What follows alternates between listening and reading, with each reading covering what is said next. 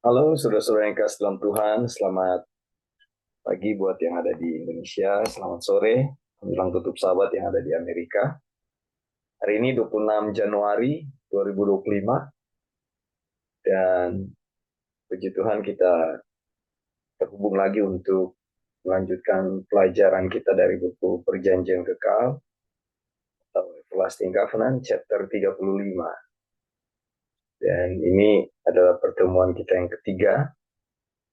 Namun sebelum kita mulai, mari saudara-saudara kita satu di dalam doa. Bapa kekal, Bapa yang agung, yang bersemayam di dalam tahta kerajaan surga, kami naikkan ucapan syukur banyak terima kasih untuk semua berkat rahmat, pimpinan, pemeliharaan Tuhan dari waktu ke waktu yang kami rasakan.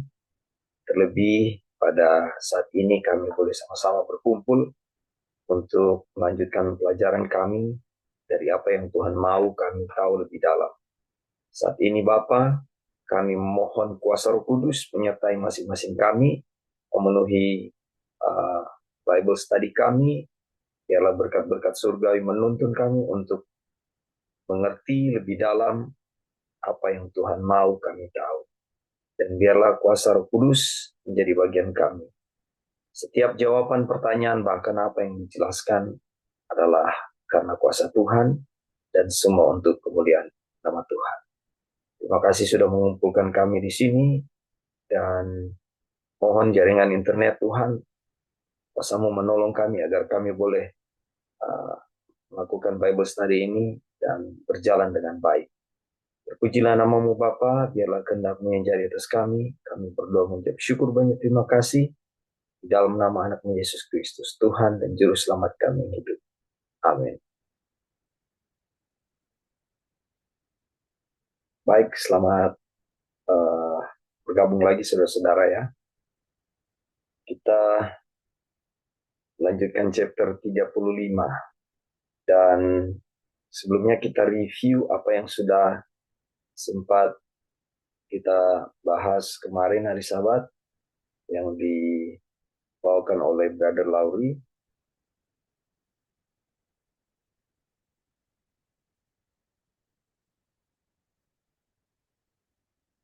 Kemarin kita sudah sempat bahas tentang uh, perhentian diberikan bersama-sama dengan tanah. Ya.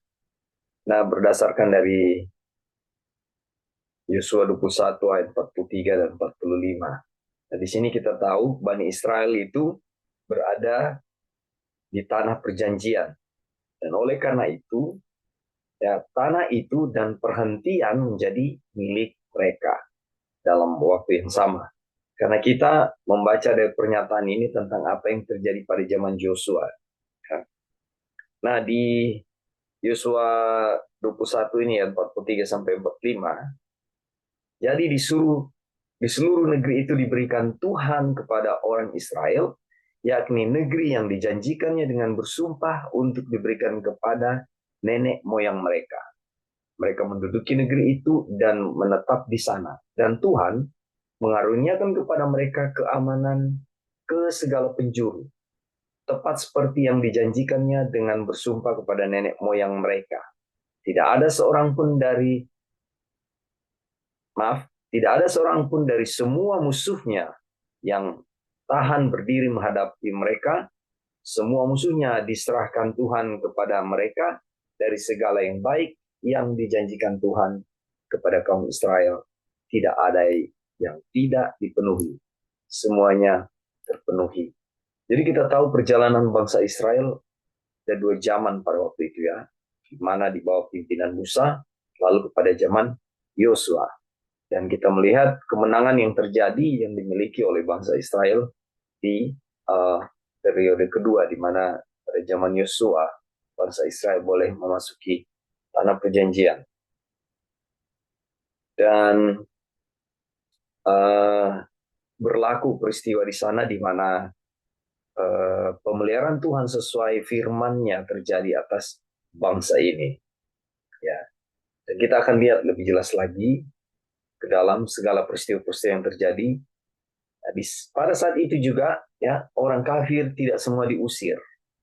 Namun di dalam peristiwa orang kafir tidak semua diusir sini, Tuhan memberikan firman kepada mereka ya agar bagaimana jangan sampai umat uh, Israel ini ya terpengaruh dengan orang-orang kafir yang tidak diusir atau orang-orang kafir yang masih ada bersama-sama dengan mereka.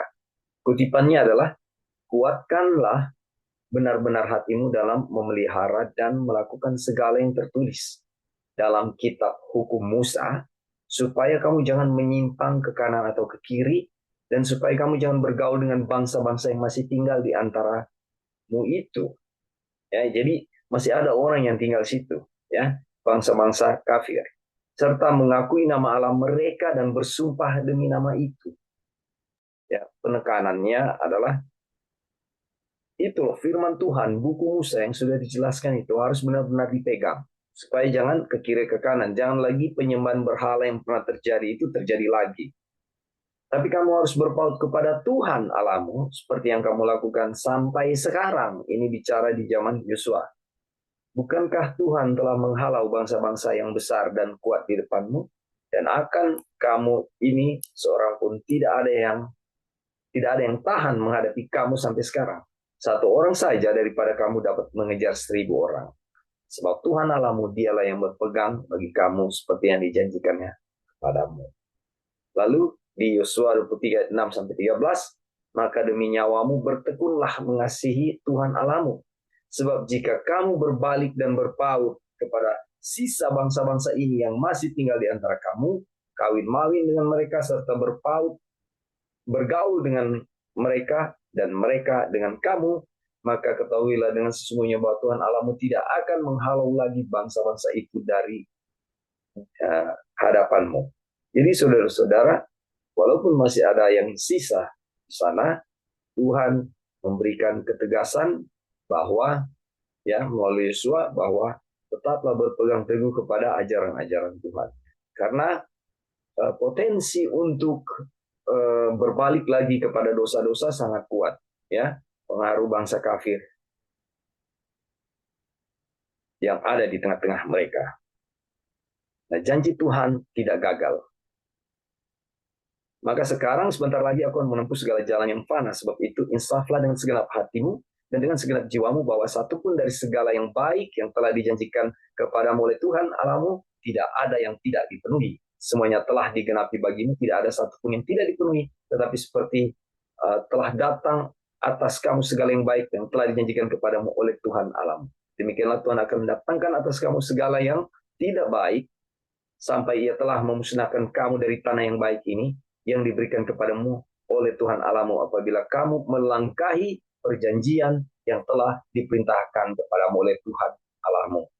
Dan pergi beribadah kepada Allah lain dan sujud menyembah kepada mereka, maka murka Tuhan akan bangkit terhadap kamu, sehingga kamu segera binasa dari negeri yang baik yang telah diberikan. Jadi ada peristiwa ketika perjalanan pertama di generasi Musa, kegagalan bangsa Israel datang berbalik daripada penyembahan kepada Tuhan, lalu datang kepada Baal, ya, dan mereka melakukan itu, datang kepada peristiwa Yosua. Di zaman Yosua, kemenangan sudah diberikan, perhentian sudah diberikan, tanah yang sudah Tuhan janjikan sudah diberikan, dan Tuhan memberikan wanti-wanti, ya, jangan sampai ya itu terjadi lagi, kesalahan-kesalahan itu melalui Yosua, karena segala sesuatu akan terbalik, mulai dari berkat akan menjadi kutuk, ya. Dalam bagian Alkitab ini kita melihat bukti lebih lanjut bahwa tanah pusaka adalah perhentian yang diistirahat perhentian pada bangsa Israel. Kita bahas tadi di atas ya. Dan pembicaraan itu terjadi lama setelah itu. Namun dalam pembicaraan itu juga mereka diberitahu tentang kondisi di mana mereka pasti bisa mendapatkan istirahat dan di mana musuh yang masih ada di negeri itu artian Israel kepada Tuhan. Jika mereka berbalik dari melayani Tuhan seperti yang tadi saya sudah sampaikan dan mengikuti ilah-ilah lain, maka mereka harus mengetahui dengan pasti Tuhan tidak akan lagi mengusir bangsa-bangsa yang tersisa di hadapan mereka. Tetapi bangsa-bangsa itu akan terus mengganggu mereka. Tuhan akan benar-benar memusnahkan mereka dari muka bumi yang telah diberikan kepada mereka. Jadi artinya jangan cepat puas, ya. Walaupun perhentian sudah diberikan, kemenangan sudah diberikan, dan apa yang Tuhan janji, Tuhan sudah berikan, itu harus dipertahankan. Makanya ada kutipan bilang bahwa eh, memang Tuhan sudah mati di kayu salib. Ya, kita sudah ditebus dari setiap dosa. Namun ada perjuangan, ya, perjuangan di mana kita tidak berhenti melakukan penyerahan.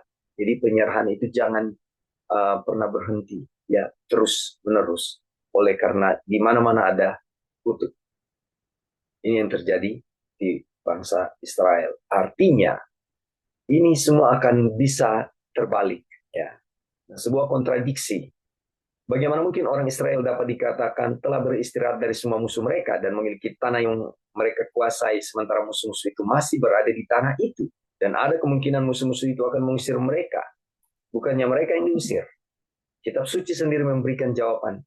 Sebagai contoh, ketika semua raja orang Amori mengancam orang Gibeon yang bersekutu dengan orang Israel, Tuhan berfirman kepada Yosua, janganlah takut kepada mereka, sebab aku telah menyerahkan mereka ke dalam tanganmu.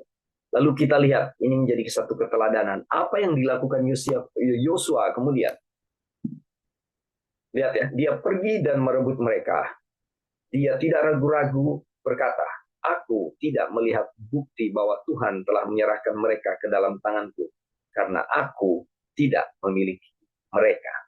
Dan dia juga tidak dengan bodohnya berkata, karena Tuhan telah menyerahkan mereka ke dalam tanganku, aku dapat membubarkan pasukanku dan beristirahat dengan tenang. Dalam kedua kasus itu dia akan dikalahkan bahkan setelah Tuhan memberinya kemenangan. Artinya di sini walaupun Yosua sudah dibilang oleh Tuhan, ya, bahwa jangan takut kepada mereka sebab aku telah menyerahkan mereka ke dalam tanganmu. Yosua tidak takabur. Dia tidak mengambil langkah-langkah yang melebihi Tuhan atau mendahului Tuhan. Dia tetap di dalam keadaan rendah hati. Dia pergi dengan iman apa yang diperintahkan. Ya, dia lakukan itu tanpa dia harus melihat, oh ya, apa sih buktinya bahwa mereka itu sudah Tuhan serahkan kepada saya, kepada kami. Ya, dia tidak mencari-cari itu. Lalu dia juga dengan mengetahui bahwa Tuhan sudah menyerahkan musuh ini ke dalam tangannya, dia juga tidak dengan sembrono berkata, udah saya nggak perlu pasukan saya. Ya, udah Tuhan sudah menang. Jadi hal-hal ini saudara-saudara sangat sensitif dalam arti begitu tipisnya, ya, begitu tipisnya hal-hal ini sehingga bisa membuat kita takabur atau membuat kita besar kepala atau membuat kita merasa apa ya, overthinking atau overreaction, ya, di dalam sikap-sikap seperti ini. Tuhan menuntut apapun itu dalam konteks kesederhanaan. Ya. Dikatakan jika di dalam dua peristiwa ini, ya, Yosua melakukannya, ya, dia akan dikalahkan bahkan setelah Tuhan memberinya kemenangan. Coba lihat ya. Melalui tindakannya, Yosua menunjukkan bahwa ia benar-benar percaya pada apa yang Tuhan katakan. Iman bekerja dan terus bekerja. Itu saudara-saudara. Dengan cara yang sama, bangsa Israel diberitahu bahwa Allah telah memberikan kemenangan kepada mereka. Sementara pada saat yang sama mereka berdiri di luar tembok yang tinggi dan pintu-pintu gerbang Yeriko. Memang benar bahwa Allah telah memberikan kemenangan kepada mereka, namun semuanya tergantung pada mereka. Jika mereka menolak untuk berseru, mereka tidak akan pernah melihat kemenangan. Jadi tanah perjanjian sudah diberikan, ya, sesuai janji, lalu peristirahatan juga sudah diberikan. Tetapi ketika kita berhenti di dalam penyerahan kita kepada Tuhan, kegagalan akan menjadi bagian kita. Sebelum kita masuk kepada topik pembahasan di saat ini, pertemuan ketiga kita dari chapter 35. Ada saudara-saudara yang mau tambahkan di sini? Bagaimana sikap Yosua ini menjadi satu keteladanan buat saudara dan saya untuk menanggapi bagaimana setiap firman yang diberikan kepada kita. setiap janji yang diberikan kepada kita. Apakah kita dengan meluap-luap? Apakah kita dengan over reaksi yang berlebihan, ya? Atau kita akan tetap berjalan di dalam kerendahan hati melalui iman, mengikuti petunjuk Tuhan. Saudara ada yang mau tambahkan? Silakan.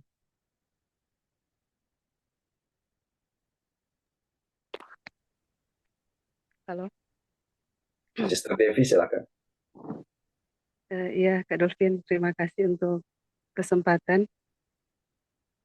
Jadi dari ayat yang diberikan kepada kita itu kan adalah di mana bangsa Israel telah tiba di tanah perjanjian itu. Tapi sebelum mereka tiba di tanah perjanjian, mereka telah diberikan janji ya Tuhan, bahwa Tuhan akan memberikan tanah di mana mereka akan mendapatkan keamanan dan ketentraman ya di sana, apa dari musuh-musuh mereka. Dan kita lihat ya, semua yang berpegang pada janji itu dengan iman, mereka masuk. Tetapi semua yang tidak percaya dengan apa yang difirmankan Tuhan, mereka itu tidak masuk. Mereka dibinasakan oleh Tuhan ya di padang gurun, karena mereka tidak beriman dengan tidak berpegang pada iman yang Tuhan katakan bahwa Dia telah memberikan tanah perjanjian itu, yaitu peristirahatan mereka, di mana mereka akan aman dengan uh, aman terhadap musuh-musuh. Dan kita melihat ya, aduh ini begitu luar biasa ini ya, ketika mereka memiliki tanah perjanjian yang dijanjikan oleh Tuhan.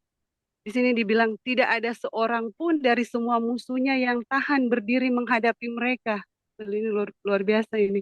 Semua musuhnya diserahkan Tuhan kepada mereka. Eh, kita ingin bacakan, ada waktu lalu ada juga berkat ya kepada mereka yang betul-betul berpegang pada iman yang Tuhan firmankan. Di sini Tuhan bilang di dalam di chapter sebelumnya ya, di dalam Keluaran 23 dibilang, Aku akan mengirimkan ketakutanku di hadapanmu dan membinasakan semua orang yang datang kepadamu. Dan aku akan membuat semua musuhmu berpaling daripadamu. Aku akan mengirimkan tabuhan di hadapanmu yang akan mengusir orang Hewi, orang Kanaan, orang Het dari hadapanmu. Aduh, ini janji Tuhan ini. Aku tidak akan mengusir mereka dari hadapanmu dalam 1 tahun. Jangan sampai negeri itu. Pokoknya itu ya janji Tuhan. Kemudian ini janji Tuhan ini sama ya untuk bangsa Israel, untuk umat Tuhan yang terakhir. Sama juga untuk pada waktu Tuhan berfirman kepada Yakub, Dia mengatakan kengerian Allah meliputi kota-kota di sekeliling mereka dan mereka tidak mengejar anak-anak Yakub. Jadi sampai kepada anak-anak kita ya, bukan keturunan, maksudnya keluarga kita.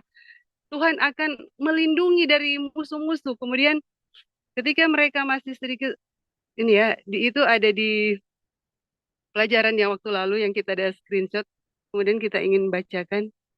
Ketika mereka berpindah dari satu bangsa ke bangsa lain, dia tidak, sebentar ya, ini ada yang bagus di sini. Kemudian dia tidak membiarkan seorang pun berbuat jahat kepada mereka. Ya, dia menegur raja-raja demi mereka dengan mengatakan, jangan sentuh orang yang kuurapi dan jangan celakakan nabi-nabiku. Itu untuk umat Tuhan juga. Ya, untuk umat Tuhan yang betul-betul percaya berpegang kepada iman yang telah dijanjikan oleh Tuhan. Dan dari apa yang sudah kita bacakan ya tadi ayat yang em, apa ayat yang bagus sekali yang aduh di mana itu ada janji Tuhan yang besar sekali untuk kita yang betul-betul berpegang pada iman yang dijanjikan oleh Tuhan, percaya terus kepada apa yang difirmankan Tuhan. Kemudian kita ingat ya, pada waktu Tuhan mengatakan, marilah kepadaku semua yang letih lesu dan berbeban berat, aku akan memberikan kelegaan. Waktu lalu kita pelajari, ternyata ya yang Wagoner tulis, peristirahatan itu tidak bisa dipisahkan dengan warisan. Jadi pada waktu Tuhan berfirman, aku akan memberikan kelegaan peristirahatan, itu sudah sekalian dengan warisan. Jadi karena Kristus, kita telah diberikan kelegaan ya, peristirahatan, keampunan akan dosa, dan warisan itu kita sudah miliki karena Kristus. Tuhan telah mengaruniakan Kristus kepada kita dan memberikan itu dua, peristirahatan, kelegaan, dan warisan itu. Kalau kita benar-benar ya percaya terus mengimani bahwa kita telah memiliki warisan itu dan peristirahatan itu, walaupun kita belum berada di negeri yang dijanjikan oleh Tuhan itu, belum melihat ya dengan kasat mata tanah Kanaan surgawi itu, tapi kita percaya ya, karena Kristus kita telah memilikinya dengan kematian Kristus dan kebangkitannya, yaitu pengampunan dosa ya, dan kemenangan terhadap maut, kita telah memiliki semuanya itu. Jadi apa yang telah dimiliki oleh bangsa Israel itu, apa, ketentraman, keamanan, kemudian musuh-musuh tidak akan berani untuk, apa ya, tidak berani menghadapi itu semua sudah kita miliki karena Kristus. Dia mengatakan, aku telah memberikan kelegaan. Jadi ini yang harus kita percaya terus ya, berpegang terus pada iman ini. Dan aduh, ini apa ya, dari chapter ke chapter kita telah diingatkan, bahkan em, dari firman Tuhan kepada Musa, kepada Yosua, kepada nabi-nabi Yeremia dan Yesaya dan semua nabi-nabi, apa yang Tuhan firmankan, jangan pernah berpaut kepada ala-ala lain. Aduh, ini yang harus umat Tuhan perhatikan. Karena inilah yang akan memisahkan kita dari hadirat Tuhan, dari kemuliaan Tuhan. Jadi bukan Tuhan tidak ada ya, tapi kita yang memisahkan diri dengan Tuhan. Jadi ini yang harus kita umat Tuhan sadari dan ingat terus, jangan pernah berpaut kepada ala-ala lain, termasuk diri kita ya. Makanya dibilangkan harus keluar dari diri kita ketika kita apa ya, menghadapi apa yang akan ada di depan kita. Kalau kita masih berfokus pada diri kita, aduh, kita tidak sanggup untuk menghadapinya. Itu termasuk berhala ya diri kita, atau apapun saja ya, berhala-berhala. Jangan pernah kita melakukan apa yang bangsa-bangsa kafir lakukan terhadap ala-ala mereka. Ini yang Tuhan ingatkan terus kepada kita, karena ini yang akan membuat kita gagal atau berhasil ya masuk ke tanah perjanjian. Karena bangsa Israel ini jadi pelajaran yang besar untuk kita umat Tuhan yang terakhir, bahwa mereka hanya ada dua ya, ketidakpercayaan sama dengan kegagalan, atau percaya penuh kepada, berpegang penuh kepada keyakinan pada Tuhan akan janjinya, dan mereka akan masuk ke situ, ke tanah perjanjian. Dan ini yang kita harus perhatikan baik-baik ya umat Tuhan. Sekali lagi, jangan pernah berpaut kepada ala-ala lain. Karena apa ya, em, kalau kita sadari ya, berkat Tuhan itu untuk umat Tuhan itu besar sekali. Pada waktu Tuhan berfirman kepada Musa ya, em, apa, ketika kita betul-betul percaya kepada Tuhan, menuruti hukum-hukumnya, itu Tuhan akan memberikan kebijaksanaan dan apa, akal budi melebihi bangsa-bangsa kafir. Aduh, maka kita tidak menginginkan itu, merindu-rindukan itu ya. Maksudnya dengan terus berpaut kepada Tuhan, percaya terus kepada Tuhan, jangan berpaut kepada berhala. Kita akan diberi kuasa yang luar biasa. Kita bisa jadi seperti Daniel, kita bisa jadi seperti apa ya, Musa dan Yosua, seperti apa, Yohanes Pembaptis, yang walaupun Yohanes Pembaptis ya penuh dengan kuasa, kuasa dari Tuhan, ini raja yang paling jahat waktu itu, Herodes pun itu sangat mengagumi Yohanes. Dia sangat segan dan sangat menghormati Yohanes dan takut kepada Yohanes. Bayangkan ya, kuasa yang seperti itu yang apa ya, yang Tuhan mau berikan kepada umat-umatnya, tapi kenapa ya umat-umatnya hanya mau berpaling kepada ala-ala lain. Ini yang harus kita sadari ya, bahwa kita telah menerima peristirahatan dan warisan itu, kemenangan itu kita sudah dapat karena Kristus. Jadi berpeganglah pada iman itu dan jangan berpaling kepada ala-ala lain, supaya berkat yang luar biasa yang Tuhan rindukan untuk umat Tuhan itu betul-betul menjadi kesaksian yang luar biasa kepada orang dunia ya, dan mereka bisa mengenal Tuhan dari lewat kita ya umat Tuhan. Aduh, semoga ini menjadi perenungan kita ya, supaya aduh kita jangan ah, rindukanlah berkat Tuhan gitu. Masa sih kita mau kepada yang hampa yang akan dibinasakan. Aduh, itu kan sangat apa ya, sangat disayangkan ya. Tapi kalau kita berpaut terus pada Tuhan, percaya terus kepada firman-Nya ya dengan iman, aduh kita pasti akan memiliki tanah Kanaan itu. Terima kasih, Kak. Terima kasih Sister Devi untuk tambahannya.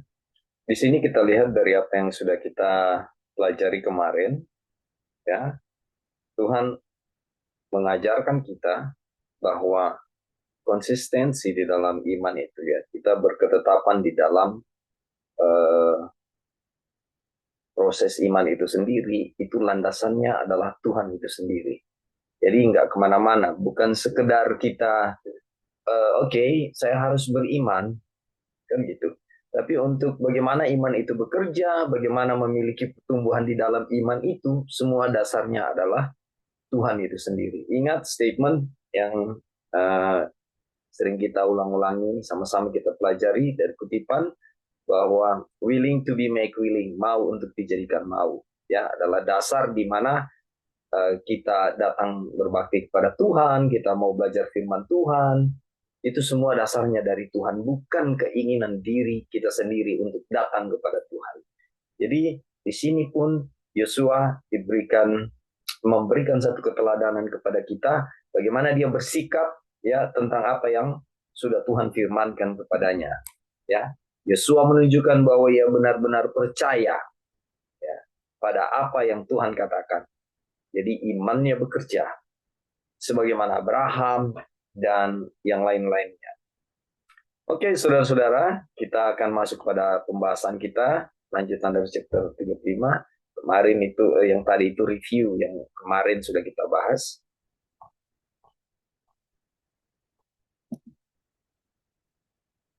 Mana kita ya, saudara?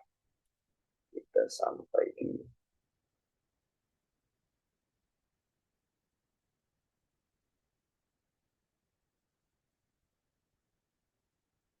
damai di tengah kesengsaraan. Oke, ini kutipan-kutipan hari ini sangat luar biasa, Tuhan, saudara-saudara. Tuhan izinkan kita nanti tolong silakan kasih komentar-komentar ya. Damai di tengah kesengsaraan. Di dalam Kristus kita memiliki perhentian dan warisan. Tetapi untuk menjadi bagian dari Kristus, kita harus teguh berpegang sampai kepada akhirnya pada keyakinan iman kita yang semula. Ini selalu ditekan-tekankan ya, Rasul Paulus juga sering menekankan ini. Yesus berkata, dalam dunia kamu menderita penganiayaan, tetapi kuatkanlah hatimu. Aku telah mengalahkan dunia. Ya, ini kata dari Tuhan kita, Yesus. Kuatkan hatimu, aku telah mengalahkan dunia. Namun dalam perkataan yang sama dia berkata, damai sejahtera ku tinggalkan bagimu, damai sejahtera ku berikan kepadamu. Pertanyaannya, apa damai sejahtera di tengah-tengah kesengsaraan? Saudara-saudara. Ya, kalau kita melihat secara kasat mata, gimana sih kalau lagi susah itu lalu ada damai sejahtera, lagi menderita ada damai sejahtera? Ya, saya menyaksikan ketika orang terbaring sakit di dalam penderitaan, ya sakit sana sakit sini di dalam tubuh, ya menahan rasa sakit, bahkan kelemahan fisik itu membuat iman juga drop. Di mana saudara-saudara kita bisa melihat ada damai sejahtera, damai di dalam penderitaan. Kita lihat terus ya. Di sini jawabannya iya, karena perhatikanlah bahwa ia berkata, dan apa yang kuberikan tidak seperti yang diberikan oleh dunia kepadamu. Janganlah gelisah dan gentar hatimu. Mengalami kesengsaraan namun tidak gelisah, berada di tengah-tengah bahaya namun tidak takut, berada di tengah-tengah peperangan namun menikmati damai sejahtera yang sempurna. Sungguh ini adalah pemberian yang jauh berbeda dengan yang diberikan dunia. Saudara-saudara, Apakah saudara-saudara ada tanggapan di sini? Ini sangat baik sekali dan sangat penting sekali. Mengalami kesengsaraan, namun tidak gelisah. Berada di tengah-tengah bahaya, namun tidak takut. Berada di tengah-tengah peperangan, namun menikmati damai sejahtera yang sempurna. Sungguh ini adalah pemberian yang jauh berbeda dengan apa yang dunia tawarkan. Pernahkah saudara-saudara mengalami hal ini? Saudara, sebelum saudara kasih tanggapan, dulu ketika saya belajar kebenaran firman Tuhan yang melalui nubuatan-nubuatan, lalu pembicara juga sering menekan-nekankan tentang waktu sudah dekat, sudah mau tutup pintu, sudah mau habis waktu. Ya, yang terjadi adalah walaupun itu kebenaran firman Tuhan, yang terjadi adalah rasa takut, ketakutan. Lalu saya buka internet, saya buka berita-berita, Tuhan sudah mau datang sana sini, gempa bumi yang tidak bisa kita bantah ya. Saudara lihat kejadian di mana-mana saat ini. Ya, kebakaran di California, ada banjir di mana-mana, ada longsor. Kemarin di Poso, tanah bergerak. Seperti peristiwa di Palu beberapa tahun lalu. Tanah itu bergerak, dia berjalan. Sehingga menghancurkan banyak rumah-rumah, struktur permukaan tanah, bangunan-bangunan hancur. Ya, ini ada di mana-mana. Belum ada peristiwa-peristiwa lain kalau saudara buka berita. Ya, ini semua menjelaskan bagaimana Tuhan sudah begitu dekat mau datang kepada kita.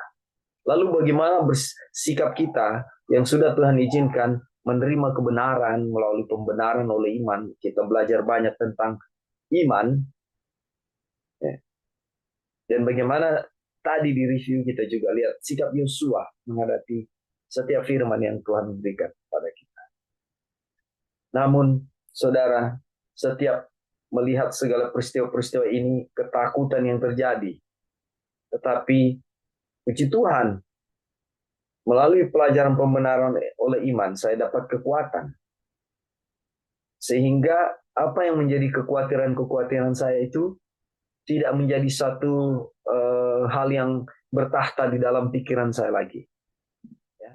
Dulunya, aduh Tuhan sudah mau datang, aduh saya bikin dosa lagi, aduh bagaimana ini, aduh Tuhan, aduh tolong, kayak gitu, kocar kacir. Dan bahkan banyak tindakan yang saya ambil untuk mendahului Tuhan.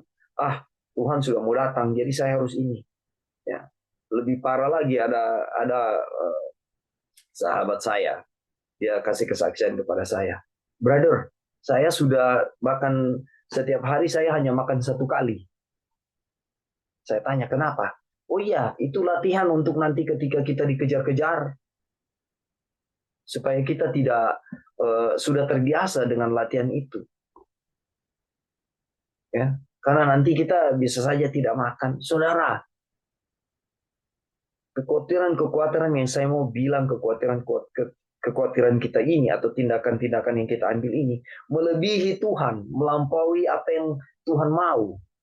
Ya, oleh karena Tuhan sudah mau datang, kita harus bikin ini, bikin itu, bikin ini, bikin itu. Yang ya notabene bukan itu maksud Tuhan di dalam firman. Tapi tersering kali ya kita menerjemahkan firman Tuhan itu dengan versi pemikiran kita, sehingga kita melangkahi firman-firman Tuhan itu dengan setiap tindakan kita. Kita tidak hidup dalam damai sejahtera. Walaupun hari-hari kita Bible study, walaupun setiap hari kita baca firman, tidak ada damai sukacita di dalam diri kita. Yang ada adalah ketakutan. Itu yang saya alami di waktu lalu. Dan saat ini kesempatan yang Tuhan izinkan, saya mau himbau kepada sahabat-sahabat saya di sini, ya, ataupun siapa yang menerima pekabaran ini, mari saudara-saudara, kita belajar apa damai sejahtera di tengah-tengah kesengsaraan itu. Ya, ini perkataan Tuhan Yesus. Dia yang menciptakan langit dan bumi. Oke, silakan ada tambahan, tanggapan.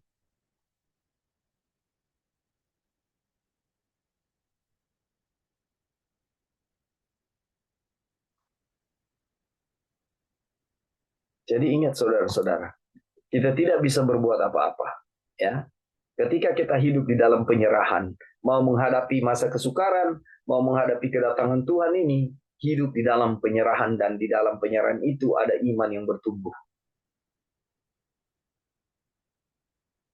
Tapi kalau kita mau melangkahi Tuhan dengan segala pemikiran kita, memahami Alkitab atau firman Tuhan, sehingga ada tindakan-tindakan bodoh yang kita ambil, ya, mendahului Tuhan, harus ini, harus itu, kita akan tetap ada di dalam ketersesatan, dan pada akhirnya setelah segala sesuatu sudah berlalu, kita baru sadar ternyata saya memang sudah kalah di atas kemenangan yang sudah Tuhan berikan. Kutipan di atas tadi yang kita pelajari kemarin, walaupun sudah diberikan kemenangan, lalu kita tidak ada di dalam ketetapan bersama Tuhan, kita akan pada akhirnya mengalami kegagalan.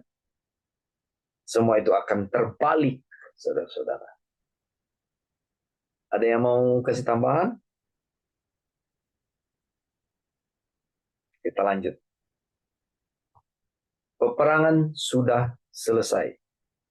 Dengarkanlah perkataan yang disampaikan oleh Nabi Yesaya kepada bangsa Israel ketika mereka sedang mengalami masa-masa yang paling sulit. Sebuah perkataan yang lebih ditunjukkan kepada kita daripada kepada orang-orang yang hidup pada masa perkataan itu diucapkan. Ya. Hiburkanlah umatku. Demikianlah firman Allah.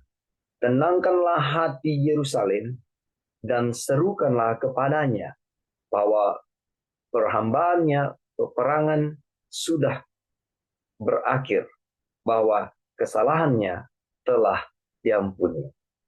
Yesaya 40 ayat 1 dan 2. Jaminan yang luar biasa. Peperangan telah selesai, pertempuran telah berakhir, kemenangan telah diraih. Oleh karena itu, bolehkah kita menyimpulkan bahwa kita dapat tidur dengan aman? Tidak. Kita harus tetap terjaga dan memanfaatkan kemenangan yang telah Tuhan berikan atau menangkan bagi kita. Ya, ada Pastor Jeki di sini. Saya ingat dulu Pastor Jeki sempat berikan satu statement melalui kutipan. Mungkin Pastor masih ingat ya, bahwa pengalaman iman kita hari ini tidak, kalau tidak salah ya, mungkin pendeta masih ingat, pengalaman iman kita hari ini tidak menjamin kemenangan kita di masa yang akan datang ya. Mungkin seperti itu ya. Apakah Pastor masih ingat kutipan itu? Pernah dulu kita Bible study dan itu sangat memberikan kekuatan kepada saya. Mungkin kalau masih ada bisa di pop up di sini. Jadi sebagaimana segala sesuatu itu harus ada di koridor Tuhan ya, yang sudah saya sampaikan juga tadi di atas, bahwa ada dalam konteks penyerahan itu. Okay. It's okay, pendeta. Thank you. Jadi harus dalam koridor Tuhan dalam hal kita beriman itu ya. Artinya ketetapan itu harus terus berjalan. Benar Kristus sudah mati di kayu salib, kutipan yang lain ya. Benar Kristus sudah mati di kayu salib, tetapi penyerahan itu harus continuously, harus terus berjalan. Sama dengan kutipan yang kita bahas di sini. Apakah setelah perang selesai, pertempuran berakhir, sudah kita dapat kemenangan, lalu kita bisa, istilah beberapa pejabat negara Indonesia bilang tentang petentengnya, udah aman gitu loh, sudah menang kok. Ya, kita harus tetap terjaga dan memanfaatkan kemenangan yang telah Tuhan menangkan bagi kita. Konflik adalah melawan pemerintahan-pemerintahan dan penguasa-penguasa. Tetapi Yesus telah melucuti pemerintahan-pemerintahan dan penguasa-penguasa dan menunjukkan kemenangan atas mereka, dan telah dibangkitkan untuk duduk di tempat-tempat surgawi, jauh lebih tinggi dari segala pemerintahan dan penguasa dan kekuasaan dan kerajaan dan tiap-tiap nama yang dapat disebut, bahkan hanya di dunia ini saja, melainkan juga di dunia yang akan datang. Dan Allah juga telah membangkitkan kita bersama Dia untuk duduk di tempat yang sama dengannya di surga. Jauh lebih tinggi dari segala pemerintah dan kekuatan dan kekuasaan dan kerajaan dan tiap-tiap nama yang dapat disebut. Bukan hanya di dunia ini saja, melainkan juga di dunia yang akan datang. Ini menjelaskan di Efesus 1 ayat 21 bagaimana kemenangan sudah diraih. Oke, saudara-saudara yang kasih, silakan ada mau kasih tambahan atau pertanyaan mungkin, sanggahan, silakan.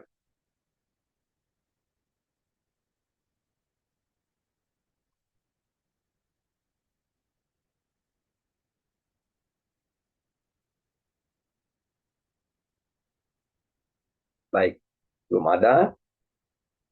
Jadi sejauh ini mengerti ya saudara-saudara, puji Tuhan. Jadi kita harus tetap terjaga dan memanfaatkan kemenangan yang telah Tuhan menangkan bagi kita. Makanya kan nasihat-nasihat itu ada seperti ini ya, yang sering kita dengar. Selalu baru dia pagi, selalu menjalin hubungan terus dengan Tuhan, ya, karena kesusahan sehari cukuplah sehari. Ini semua nasihat-nasihat firman Tuhan dan semua kutipan-kutipan Alkitab atau bahkan Roh Nubuat yang menjelaskan bahwa jangan sampai kita terputus dengan Tuhan. Terputus dengan Tuhan itu dalam konteks begini. Ya, kita lalai, ya, kita mengabaikan kesempatan-kesempatan jam-jam jam-jam kudus dengan Tuhan, hubungan kita dengan Tuhan, entah silakan saudara terjemahkan melalui doa pribadi atau renungan pagi atau renungan malam atau apapun itu. Saudara, ini begitu pentingnya. Jadi Tuhan sudah memberikan kemenangan dan kita diberi tempat bersama-sama dengan Bapa di surga. Oke, kita lanjut kalau tidak ada tambahan. Oleh karena itu, kita dapat dan harus mengatakan dari dalam hati, syukur kepada Allah yang telah memberikan kepada kita kemenangan oleh Yesus Kristus, Tuhan kita. Kita lihat pelajaran dari Mazmur. Daud mengerti dan bersuka cita atas kemenangan ini ketika ia diburu seperti ayam hutan di pegunungan. Ya. Pada suatu ketika ia bersembunyi di sebuah gua di padang gurun Sif. Lalu orang-orang Sif datang kepada Saul dan dengan licik mereka memberitahukan tempat persembunyiannya dan berkata, oleh sebab itu jika Tuanku Raja berkenan datang, silakan datang. Tanggungan kamilah untuk menyerahkan dia ke dalam tangan Raja. Lagi susah-susah bersembunyi, saudara. Lalu ada yang tahu, entahlah, saya nggak tahu ya apakah Daud waktu itu bilang, jangan bilang saya di sini ya. Atau dia tidak berkata apa-apa, namun orang-orang di situ tahu bahwa Daud ada di situ. Lalu kita lihat tanggapannya ya. Tetapi Daud yang mengetahui hal itu mengambil kecapi dan mengubah Mazmur pujian. Katanya, dengan rela hati aku akan mempersembahkan korban kepadamu. Bersyukur sebab namamu baik, ya Tuhan. Sebab ia melepaskan aku dari segala kesesakan. Disarankan bacalah seluruh isi Mazmur, termasuk bagian pendahuluannya. Sehingga ia dapat menyanyikan sekalipun tentara berkemah mengepung aku tidak takut. Tidak takut hatiku. Mazmur 7:3. Jadi di mana keteladanan daripada Raja Daud ini boleh menjadi bagian saudara dan saya. Dia ada di dalam sukacita, walaupun ada di dalam istilahnya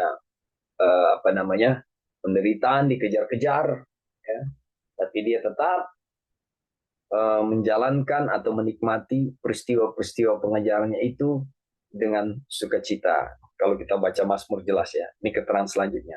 Mazmur ketiga yang berisi ungkapan kepercayaan yang penuh keyakinan kepada Tuhan dan catatan kemenangan disusun ketika ia diasingkan dari tahtanya, melarikan diri dari hadapan Absalom.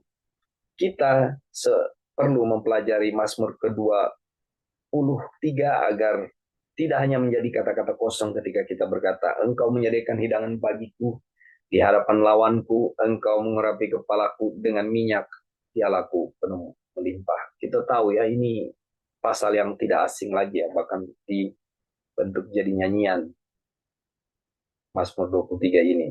Ini gambaran-gambaran di mana kemenangan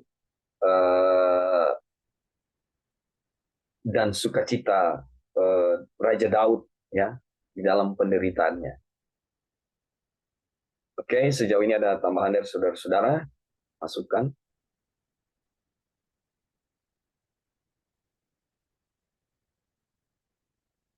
Oke, baik, kalau belum kita lanjut. Orang kuat dikalahkan. Kemenangan yang telah mengalahkan dunia adalah iman kita. Ya.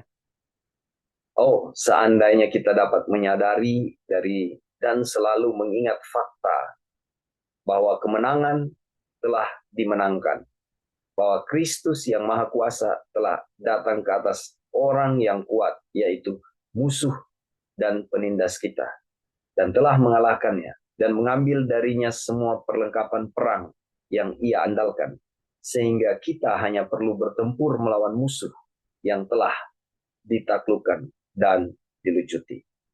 Alasan mengapa kita dikalahkan adalah karena kita tidak percaya dan mengetahui fakta ini.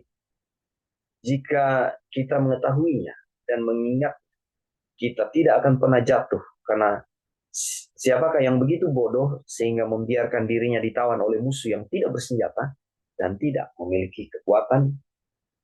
Jadi, saudara, kemenangan yang telah mengalahkan dunia ialah iman kita. Lalu kita di-emphasize atau ditekan-tekankan, diingat-ingatkan selalu bahwa iman itu yang mengalahkan dunia. Iman itu hanya melalui iman. Itu loh yang selalu diingat-ingatkan. Atau dibuat kita paham betul dan mengerti. Ini kutipan yang saya baca di kuningnya. Seandainya kita dapat menyadari dan selalu mengingat fakta bahwa kemenangan telah dimenangkan. Ya, bahwa Kristus yang Maha Kuasa telah datang ke atas orang yang kuat, yaitu musuh. Ya.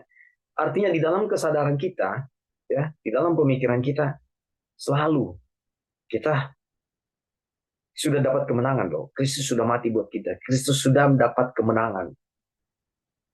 Itu yang menjadi familiar, menjadi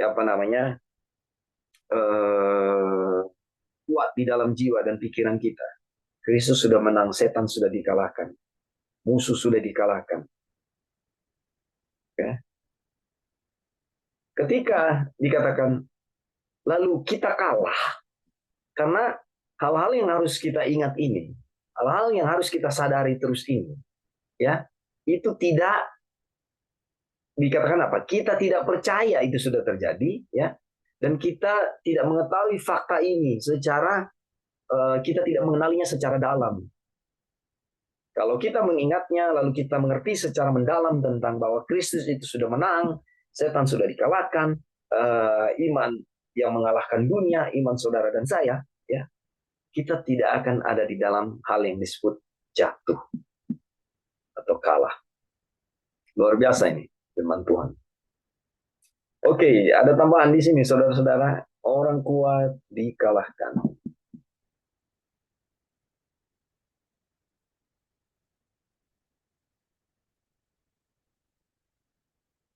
Ada yang mau kasih tambahan? Baik, kita lanjut ya. Betapa banyak berkat yang telah Allah berikan kepada kita yang hilang hanya karena iman kita tidak menggenggamnya. Statement ini lagi mau menjelaskan kepada kita bagaimana kita konsisten, ya, di dalam iman itu. Kita berketetapan di dalam iman itu. Betapa banyak berkat yang telah Tuhan berikan kepada kita yang hilang karena kita tidak konsisten. Betapa banyak berkat yang telah Dia berikan kepada kita. Efesus 1 ayat 3, terpujilah Allah dan Bapa Tuhan kita Yesus Kristus, yang dalam Kristus telah mengaruniakan kepada kita segala berkat rohani di dalam surga. Kuasa ilahinya telah menganugerahkan kepada kita segala sesuatu yang berguna untuk hidup yang saleh oleh pengenalan kita akan Dia, dan yang telah memanggil kita oleh kuasanya yang mulia dan ajaib. 2 Petrus 1 ayat 3. Namun, terlepas dari kenyataan bahwa segala sesuatu adalah milik kita, kita sering kali bertindak seolah-olah kita tidak memiliki apa-apa. Saudara lihat, kuasa ilahi telah dianugerahkan kepada kita. Segala sesuatu yang berguna untuk hidup yang saleh oleh pengenalan kita akan Dia, yang telah memanggil kita oleh kuasanya yang mulia dan ajaib. Kemenangan sudah diberikan, ya, kekuatan iman bertumbuh. Namun terlepas dari semua itu, ya, dikatakan kita seringkali bertindak seolah-olah kita tidak memiliki apa-apa. Ya, seorang pria, seorang profesor agama dan pemimpin gereja pernah berkata ketika ayat-ayat ini diulang-ulangi kepadanya untuk menguatkannya. Jika Allah telah memberikan semua ini kepada saya, maka mengapa saya tidak memilikinya? Ya kan? Kayak satu pertanyaan. Tidak diragukan lagi, ada banyak orang yang akan membaca pengalaman mereka sendiri di dalam pertanyaan ini. Jawabannya mudah, yaitu karena ia tidak percaya bahwa Allah telah memberikan semua itu kepadanya. Ya, diulang lagi kutipan di atas. Ya. Jadi sudah diberikan, tapi tidak merasakan. Ya, bukan tidak merasakan, ya. Berpikir bahwa kayak tidak ada begitu, kayak tidak mendapat apa-apa. Jadi saudara-saudara, kita lihat tidak diragukan lagi, ada banyak orang yang akan membaca pengalaman. Pengalaman ini bisa saja sudah menjadi pengalaman kita, dan pengalaman ini bisa saja pertanyaan ini menjadi satu pertanyaan yang sama yang kita miliki. Namun lihat landasannya bahwa apa? Karena kita tidak percaya bahwa Tuhan telah memberikan semua itu kepada kita. Dia tidak dapat merasakan bahwa dia memilikinya, dan oleh karena itu dia tidak percaya bahwa dia memilikinya. Mari kita lihat yang di bawah ini kutipan. Sedangkan imanlah yang harus memegangnya, dan seseorang tidak dapat berharap untuk dapat merasakan sesuatu yang tidak disentuhnya. Kemenangan bukanlah keraguan, bukan penglihatan, bukan perasaan, tetapi iman. Jadi segala sesuatu, saudara-saudara, bagaimana kita melihat apa yang firman Tuhan katakan itu harus dengan iman. Apakah kita, apakah saudara atau saya percaya bahwa kita sudah dimenangkan, bahwa kita sudah dapat kemenangan itu? Ya. Ketika kita baca, oh Yesus sudah mati di kayu salib, dia sudah mengalahkan dunia, sudah mengalahkan maut. Apakah kita mengamini atau melihat ayat itu dengan iman?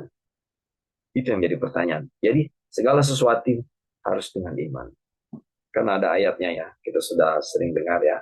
Hal-hal yang tidak dengan iman itu adalah dosa. Oke, ada tambahan saudara-saudara di sini? Silakan.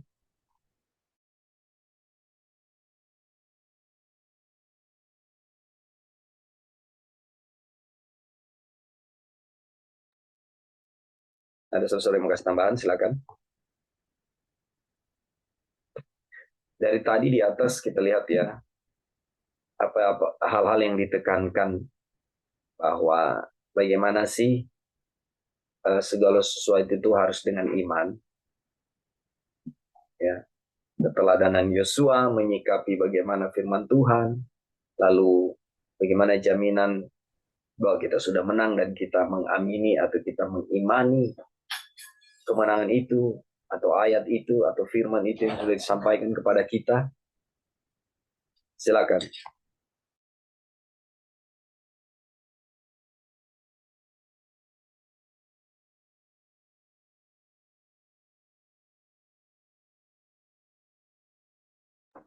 Baik, kalau belum ada tambahan, kita lanjut, ya.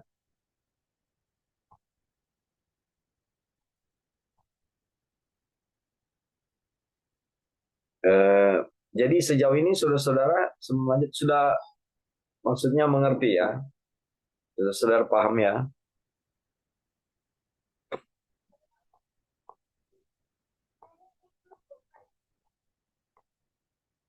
Baik, kalau belum ada tambahan kita lanjut.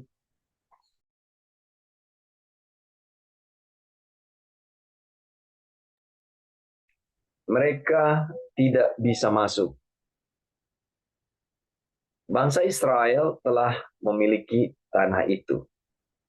Tidak ada satupun firman Allah yang gagal. Dia telah memberikan segala sesuatu kepada mereka, tetapi mereka tidak menghargai karunia yang luar biasa ini, dan dengan demikian mereka menerima kasih karunia Allah dengan sia-sia. Saudara, apakah gambaran-gambaran dan peristiwa yang sudah terjadi kepada nenek moyang kita ini ya akan kita alami ya? Kalau dari ajaran-ajaran yang sudah kita lihat ya, bahwa setiap gambaran peristiwa yang ada tentang bangsa Israel itu diberikan kepada kita untuk menjadi satu pembelajaran yang penting agar jalur yang telah diambil oleh bangsa ini di dalam pemberontakan mereka, dalam kegagalan mereka, ya, untuk memiliki iman yang teguh atau percaya kepada Tuhan dengan sungguh-sungguh, itu kita ambil. Jangan sampai itu terjadi kepada kita. Karena sudah diberikan kasih kurnia, lalu segala sesuatu itu sia-sia, tetapi kita tidak menghargai kasih kurnia itu. Setidaknya mereka mengaku setia kepada Tuhan selama hidup Yosua.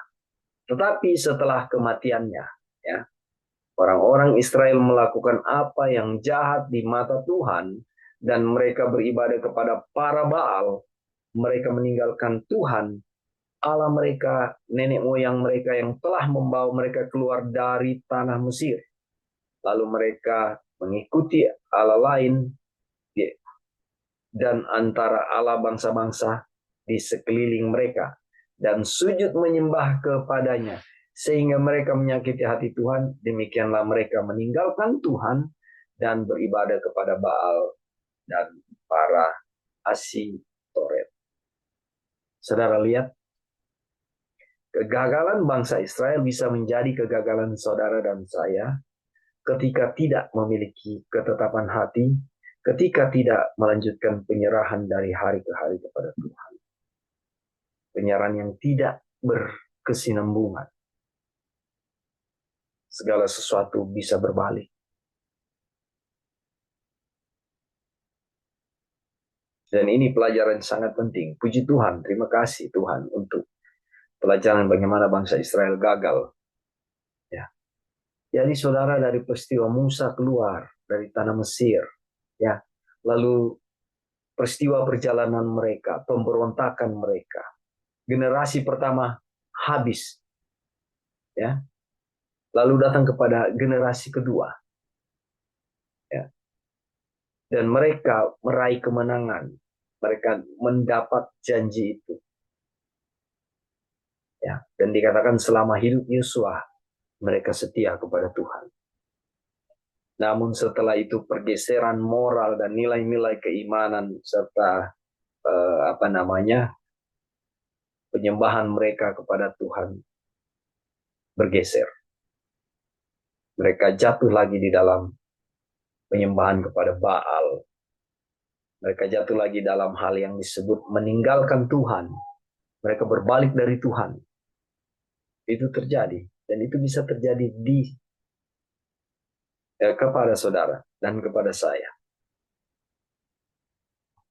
Oke, sejauh ini ada tambahan lagi? Ada masukan? Silakan saudara-saudara.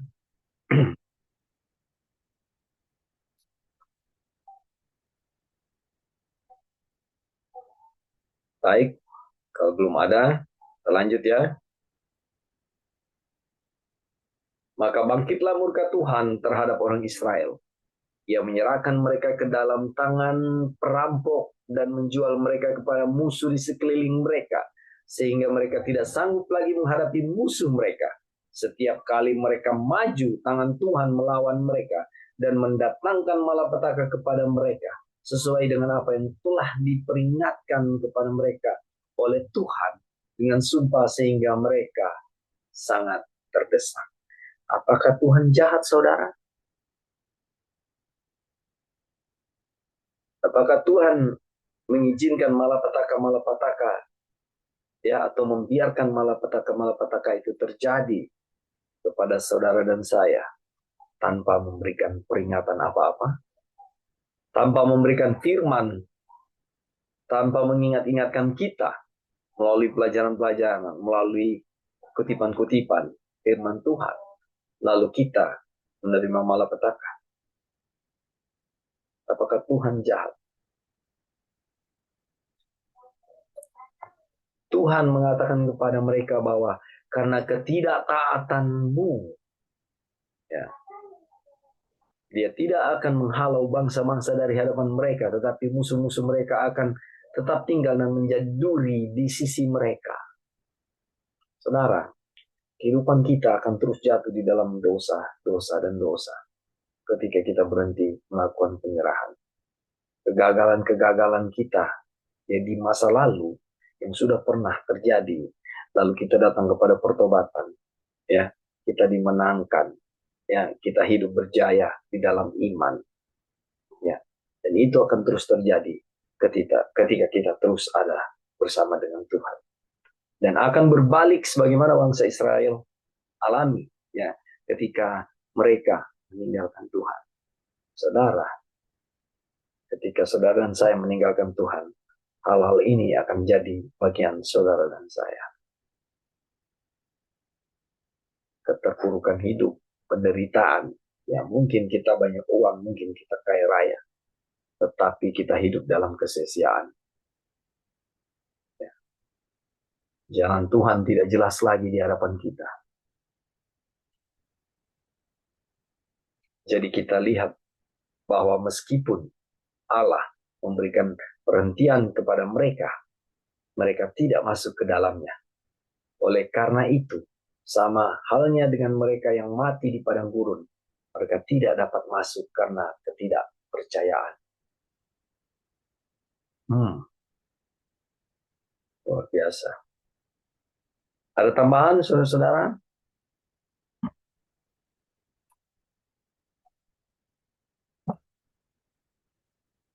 Oke. Posisi kita.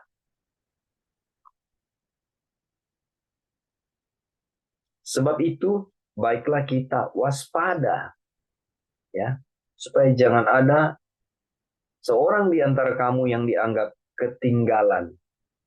Sekalipun janji akan masuk ke dalam perhentiannya masih berlaku, karena kepada kita diberitakan juga kabar kesukaan sama seperti kepada mereka. Tetapi firman pemberitaan itu tidak berguna bagi mereka, ya, kepada bangsa Israel, ya. Kabar kesukaan diberikan kepada bangsa Israel, kepada kita juga, ya. Tapi firman, pemberitaan firman itu tidak berguna bagi bangsa Israel, bagi mereka. Karena tidak bertumbuh bersama-sama oleh iman dengan mereka yang mendengarkannya. Kita belajar hari ini kebenaran firman Tuhan, ya, dan diharapkan kita bertumbuh dengan apa yang kita dengar, saudara-saudara. Ibrani 4 ayat 1 dan 2. Kita berada di dunia ini dalam situasi yang persis sama dengan Israel kuno.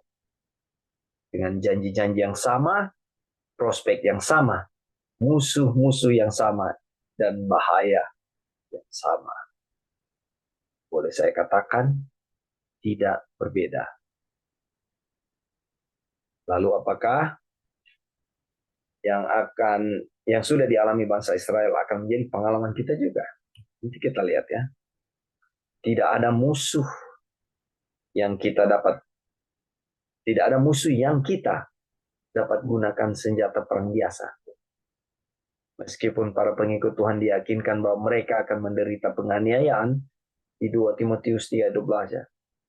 Dan bahwa mereka akan dibenci oleh dunia dengan kebencian yang tidak akan berhenti kepada kematian.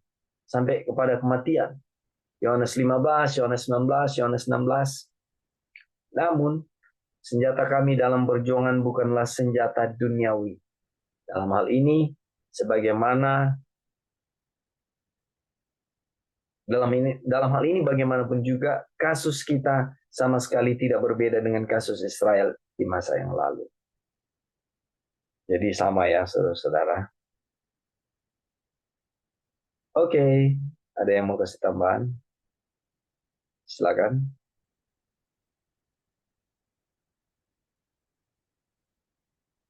Baik, kita lanjut. Jadi sejauh ini mengerti ya, puji Tuhan. Kekuatan fisik selalu gagal. Kemenangan mereka hanya dapat diperoleh dengan iman.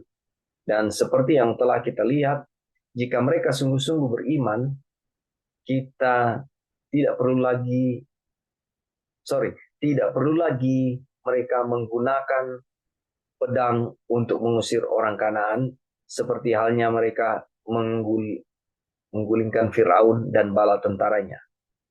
Jadi lagi penekanannya adalah imannya. Tidak bisa menggunakan kekuatan fisik.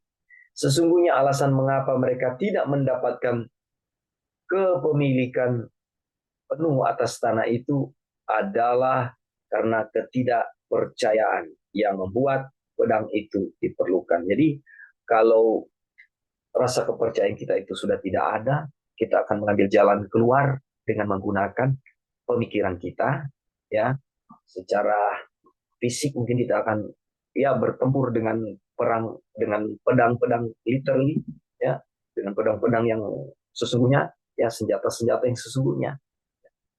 Saudara ingat, kekuatan fisik selalu gagal. Ya, jadi iman adalah benar-benar senjata yang sesungguhnya. Karena sama sekali tidak mungkin negeri surgawi yang dijanjikan Allah kepada Abraham dapat diperoleh oleh orang-orang yang memegang pedang atau senjata di tangan mereka. Nggak bisa. Pengalaman pertama Musa menunjukkan hal itu. Ya. Tidak ada kebutuhan bagi bangsa Israel untuk berperang pada zaman dahulu kala seperti halnya bagi kita. Karena jikalau Tuhan berkenan kepada jalan seseorang, maka musuh orang itu pun didamaikannya dengan dia. Dan kita sama sekali dilarang untuk berperang. Harta benda yang diperoleh manusia melalui peperangan bukanlah harta benda yang Tuhan berikan. Saudara ingat banyak kalau perang-perang zaman dulu ada penjarahan-penjarahan, ya, pengalihan kekuasaan, itu termasuk harta benda itu diambil. Ya.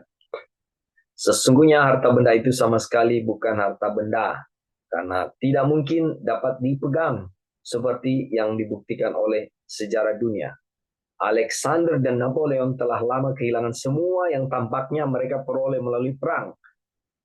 Yang terakhir, seperti banyak orang lain, kehilangan harta benda yang terlihat bahkan sebelum dia meninggal. Saudara-saudara mungkin yang sudah baca sejarah ya tentang Kaisar Alexander, bagaimana Napoleon juga mereka sukses di dalam perang-perang mereka, ada banyak penjarahan, ya, banyak wilayah-wilayah menjadi kekuasaan mereka setelah mereka menang, tapi semua itu apa telah membuktikan bahwa mereka kehilangan, ya, mereka tidak memperoleh itu, ya, bahkan ketika habis perang terlihat segala kesuksesan-kesuksesan yang terjadi di waktu zaman perang itu, ya, pudar, ya, tidak menjadi sesuatu yang wow lagi. Jadi penekanannya di kutipan ini, kekuatan fisik selalu gagal, kita umat Tuhan tidak boleh berperang, tidak boleh menggunakan senjata, ya, tetapi oleh iman. Ada yang mau kasih tambahan? Kalau Kak, gimana kita ya? saya Baik, kalau boleh di atas ya, silakan. yang punya kutipan. Yang kau pinta dah. Naik ke atas. Yang pertama-tama. Ini ya. Naik. Halo Joy, sorry. Iya, bisa dengar. Bisa dengar. Bisa dengar, Kak? Kurang jelas Halo? suara Joy. Agak. Ini bisa dengar? Ini jelas. Gimana Joy tadi? Ya, jadi sini dia punya yang merah kau kasih. Kemenangan mereka hanya dapat diperoleh dengan iman. Dan seperti yang telah kita lihat, jika mereka sungguh-sungguh beriman, tidak perlu lagi menggunakan pedang untuk mengusir orang Kanaan, seperti halnya mereka menggulingkan Firaun dan bala tentaranya. Ya. Jadi kan di sini kita lihat ya, ini bagaimana mereka memperoleh tanah Kanaan yang Tuhan janjikan. Jadi sewaktu mereka keluar dari Mesir, untuk mengalahkan itu satu negeri, dimanapun mereka pergi, Tuhan itu tidak pernah tidak pernah mereka mau mengalahkan dengan kekuatan fisik gitu. Itu bukan rencana Tuhan. Jadi peperangan itu bukan rencana Tuhan ya untuk mereka mengalahkan, karena Tuhan yang akan mengalahkan musuh-musuh gitu. Jadi di sini juga dibilang kemenangan mereka hanya dapat diperoleh dengan iman. Jika mereka sungguh-sungguh beriman, tidak lagi perlu menggunakan pedang. Dan habis itu di bawah yang mereka itu Kak, di bawah yang turun lagi. Harta benda ya? Ya, harta benda. Ya, ya, kita ingat waktu baca ini. Jadi masih ingat pengalaman itu Abraham, Ishak, seperti itu. Yang bagaimana yang dulu waktu kau kasih Babes tadi, yang mana dia sudah pergi di tempat kita lupa namanya itu, terus dia tanam, dia tinggal di Gosen. situ, kemudian dia Gosen. Ya. Dia sudah tanam dan akhirnya disuruh keluar, ya kan? Dan dia pergi gitu tanpa ada pembalasan. Nah, jadi ini sebenarnya adalah prinsip yang kita sudah lihat ya dari Abraham, Ishak, kemudian bangsa Israel, bahwa kita tidak perlu membalas itu,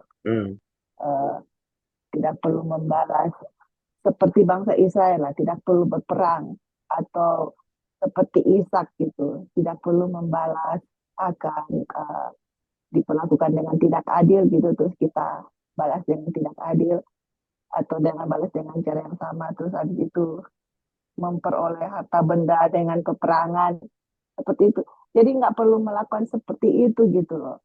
Kalau Tuhan bilang ini kamu akan hidup di tanah ini, ya Tuhan akan bekerja untuk menghalak atau untuk mengusir orang-orang dari musuh-musuh bangsa Israel ya. Atau kalau Tuhan melihat kita orang faithful misalnya, dengan mempercayakan kita misalnya harta duniawi seperti itu, Tuhan akan berikan. Jadi nggak perlu menggunakan cara-cara yang bukan cara Tuhan, seperti peperangan atau merampas atau apalah seperti itu. Tuhan akan berikan kalau dia lihat itu akan juga menjadi berkat untuk kita dan juga untuk orang lain. Sama juga untuk memasuki tanah Kanaan surgawi yang akan kita masuk. Semuanya ini adalah perjalanan iman. Dalam memasuki tanah Kanaan surgawi, kita akan melalui banyak rintangan atau halangan di hadapan kita. Ya. Kita belajar dari pengalaman bangsa Israel, Abraham, Ishak, Yakub, yang mana mereka tidak pernah membalas, ya kan? Diperlakukan dengan tidak adil, mereka tidak membalas. Untuk masuk tanah Kanaan, orang melakukan apapun sama kita, tidak perlu berperang seperti itu ya, karena Tuhan yang akan menghalang musuh-musuh kita seperti itu. Jadi ini adalah contoh dari pengalaman bangsa Israel dan diberikan kepada kita bagaimana kita untuk masuk tanah perjanjian. Itu semua perjalanan itu adalah perjalanan iman. Itu semua kita serahkan kepada Tuhan dan memberitakan dan mengajarkan kepada kita bahwa kita tidak boleh membalas kejahatan dengan kejahatan. Ya. Semua apapun yang kita lakukan itu adalah berikan sama Tuhan, dan Tuhan sendiri yang akan bertindak. Mungkin itu Kak dia punya tambahan. Iya. Thank you. Terima kasih Sister Joy. Jadi ya cukup istilahnya memberikan kekuatan juga secara pribadi ya kepada saya ketika lihat pelajaran-pelajaran ini. Tuhan tidak menginginkan kita itu melangkahi maksud-maksud Tuhan. Ketika ada keteladanan yang Tuhan berikan kepada kita melalui firman Tuhan, ya semua itu adalah keteladanan kerendahan hati. Ingat tadi yang disinggung Sister Joy, bagaimana mereka itu pergi, Abraham, Ishak ya, pergi gali sumur di tanah Goshen itu, sudah dapat sumurnya udah bagus-bagus, mereka pakai airnya karena air begitu penting ya di padang belantara itu zaman dulu. Mereka sudah dapat di situ sumur untuk menghidupi ternak, bahkan untuk mereka. Tiba-tiba orang di situ bilang, itu punya saya, punya kita. Akhirnya mereka pergi cari tempat lain dan gali lagi di sana. Dapat lagi air, dapat lagi sumur. Ya, jadi lagi sumur yang baik ya. Mereka gunakan, dan orang-orang Goshen ini datang lagi dan bilang, itu punya kita. Dan akhirnya mereka pindah lagi. Tidak ada perlawanan yang dilakukan. Ya, apakah keteladanan kerendahan hati ini bisa jadi bagian kita? Karena kita selalu cenderung untuk membela hak kita. Ya, kita cenderung untuk selalu ini saya, ya. Seperti itu. Ini milik saya.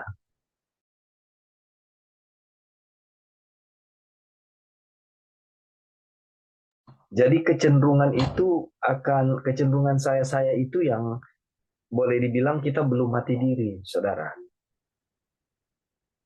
Saudaraku, kita harus benar-benar memiliki keteladanan Kristus. Ya, nabi-nabi juga dulu, bapak-bapak leluhur kita memberikan keteladanan yang sama, di mana kita memiliki hal yang disebut mati diri. Kita tidak selalu ini saya, hak saya. Ya. Sehingga tidak perlu angkat senjata untuk berperang. Terima kasih sekali lagi Sister Jo untuk tambahannya. Ada yang lain saudara-saudara mau kasih tambahan? Baik, kalau belum kita lanjut ya. Halo, Kak Opin. Oh, oke, Sister Ya, Devi jadi silakan. iya yang ditambahkan Kak Opin tadi, terus Kak Joy, memang betul ya, kita umat Tuhan itu bagaimana kita itu mau betul-betul mempercayai Tuhan ya, Tuhan yang berkuasa memberikan keadilan ketika ada apa ya, seperti kita harus mengambil hak kita yang diambil orang, terus kita mau pakai kekuatan kita untuk, maksudnya hal-hal yang kehidupan hari-hari lah yang mungkin juga kita kan akan jadi seperti Kristus ya, ketika membawakan kebenaran kita dibenci, kemudian dimusuhi, terus apa ya, mungkin difitnah atau apa bagaimana, atau yang tadi ya, hak kita diambil, kemudian kita membiarkan Tuhan yang berkuasa itu yang memberikan keadilan. Aduh, itu kan harus itu ya, Kak, harus punya iman yang besar sekali ya untuk mempercayai itu, karena kita lagi di depan kita itu, kita melihat begini, tapi kita betul-betul percaya bahwa Tuhan yang akan memberikan keadilan, Dia yang berkuasa memberikan keadilan. Jadi bagaimana kita terus-menerus mau mempercayai Tuhan ya, karena hanya itulah umat Tuhan ya, harus mempunyai iman gitu yang besar untuk sampai kepada hal-hal itu, mendoakan orang yang melakukan yang tidak baik kepada kita dan lain-lain ya. Bagaimana kita betul-betul mempercayai Tuhan dan melakukan itu, ya kita memang setiap hari terus-menerus percaya ya kepada Tuhan dan belajar tentang Tuhan. Kita ingin bagikan ya mengenai Henok, waktu lalu kita baca di pelajaran renungan pagi tanggal 25 Desember, itu kenapa Henok itu bisa terus-menerus mempercayai Tuhan. Kenapa Henok itu terus berbuat baik ya kepada orang yang di lingkungannya yang begitu kasar, jahat. Dia itu betul-betul hidup dengan Tuhan, itu bergaul akrab dengan Tuhan itu terus-menerus ya selama 300 tahun lebih ya. Aduh, itu luar biasa. Bayangkan selama 300 tahun lebih. Orang Israel baru beberapa hari mereka sudah mengeluh kepada Tuhan. Mereka sudah kalah, dikalahkan oleh bangsa Ai yang hanya sedikit. Tapi ini Henok, ini bisa berjalan terus-menerus mempercayai Tuhan. Dan rahasianya itu adalah dia merenungkan kasih Tuhan siang dan malam. Jadi ini yang luar biasa ya. Itu yang Tuhan katakan di dalam Mazmur ya. Yang kesukaannya ialah Taurat Tuhan, dan yang merenungkan Taurat itu siang dan malam. Itu juga yang dikatakan oleh Tuhan kepada Yosua, itu kepada bangsa Israel, supaya merenungkan hukum-hukumnya siang dan malam. Jadi ini rahasia ya, kita umat Tuhan memiliki iman yang besar terus-menerus kepada Tuhan ya. Terus-menerus ya, ini yang diperlukan terus-menerus itu adalah merenungkan kasih Tuhan, hukum-hukumnya, firman-Nya, Taurat Tuhan itu siang dan malam. Jadi kalau kita merenungkan Tuhan siang dan malam, itu kekuatan kita itu besar sekali untuk mempercayai. Kita akan lebih mengenal siapa Tuhan kita yang kita percayai, sehingga apapun yang terjadi kita percaya bahwa Tuhan berkuasa untuk melakukan segala sesuatu, untuk memberikan keadilan, untuk tetap mengasihi kita ketika kita jatuh. Kita percaya bahwa Dia sudah mengampuni kita dan lain-lain ya dalam kehidupan kita hari-hari. Jadi itu ya yang kita ingin bagikan, Kak. Ya, Terima kasih. terima kasih Sister Devi untuk tambahannya. Jadi benar, saudara-saudara coba perhatikan pelajaran dari atas ini semua yang sudah kita lewati ya, kutipan setiap kutipan itu cuma mau bilang kepada kita ya bahwa hanya iman, dan iman itu jalan Tuhan. Ya, jangan digantikan dengan cara berpikir kita atau solusi-solusi kita, apapun itu dalam menghadapi setiap peristiwa dalam kehidupan saudara dan saya. Iman. Dan tadi disinggung tentang Henok. Henok itu nabi favorit saya. Ya, saya sampai hari ini ya masih menyelidiki Henok dan masih terkagum-kagum dengan pengalaman kehidupan Henok itu. Ya, bagaimana dia bergaul dengan Tuhan. Ya, bagaimana imannya itu. Ya, di zaman Henok itu kejahatan luar biasa juga. Nggak ada bedanya sama di zaman Nuh. Ya. Tapi tetap dia memberikan pekabaran tentang kebenaran firman Tuhan, tetap dia menginjil.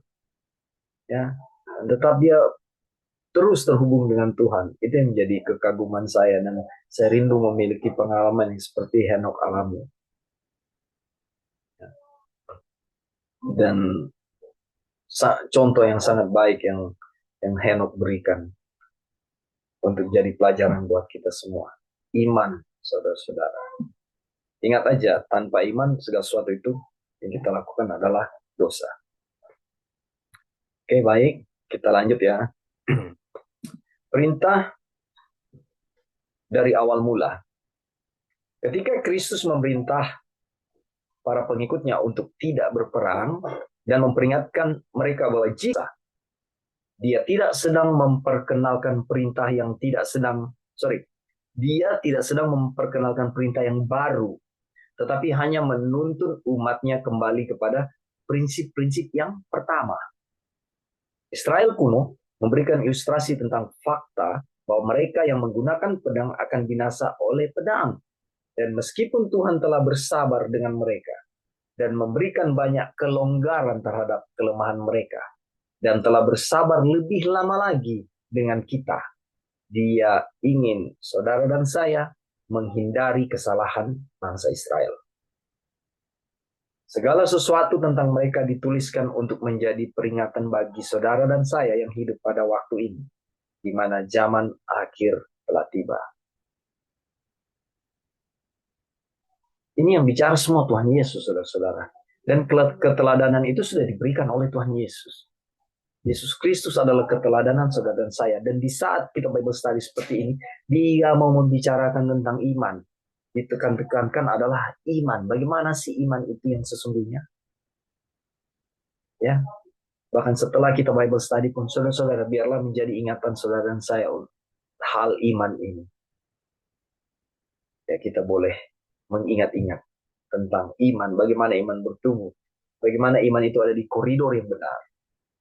Iman yang kita miliki yang bertumbuh dengan Tuhan itu adalah iman yang ada di jalan Tuhan, ya, bukan iman-imanan. Kita lihat berikut, janji Kanaan. Tetapi kita harus melangkah lebih jauh lagi dan melihat bahwa keadaan kita persis seperti keadaan Israel kuno, dan bahwa perhentian dan warisan yang sama yang Allah berikan kepada mereka, dan yang dengan bodohnya mereka biarkan terlepas dari tangan mereka, adalah milik saudara dan saya.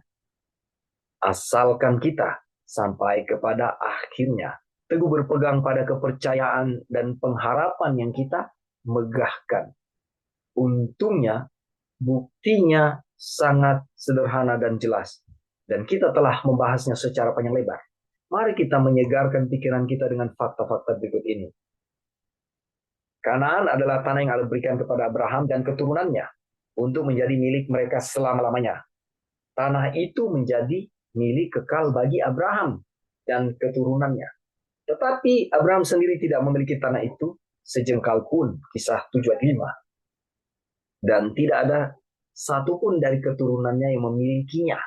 Karena bahkan orang-orang benar di antara mereka, ya, dan hanya orang-orang benar yang merupakan keturunan Abraham, semua ini telah mati dalam iman sebagai orang-orang yang tidak memperoleh apa yang dijanjikan itu, saudara.